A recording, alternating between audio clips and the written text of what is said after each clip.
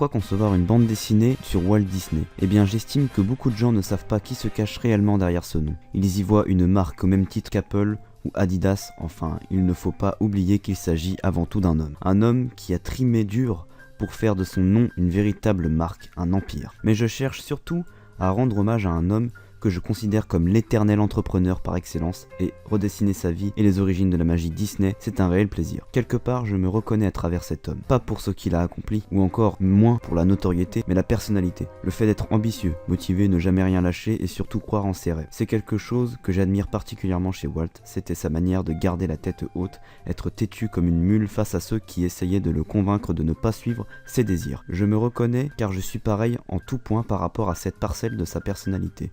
Je n'adhère pas à la phrase du « redescend sur terre ». De mon point de vue, il s'agit du synonyme de renoncer en ses rêves.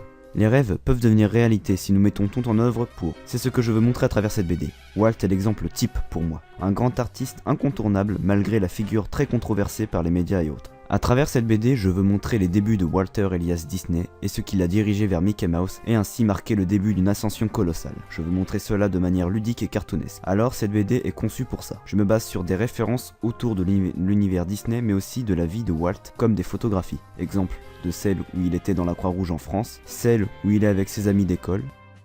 Des références du genre, Bambi aussi, et bien d'autres se cacheront. Même la première de couverture en sera un exemple avec la référence à Lofogram, l'affiche de la première vraie entreprise de Walt. Bref, j'ai déjà pris contact avec la Walt Disney Company et je ne sais pas encore s'ils seront décidés à prendre ce projet et le faire publier une fois terminé. Cette BD est encore en conception mais déjà très bien avancée. Personnellement, j'aimerais poursuivre dans ce domaine, l'art, le dessin, le design, pour mes études.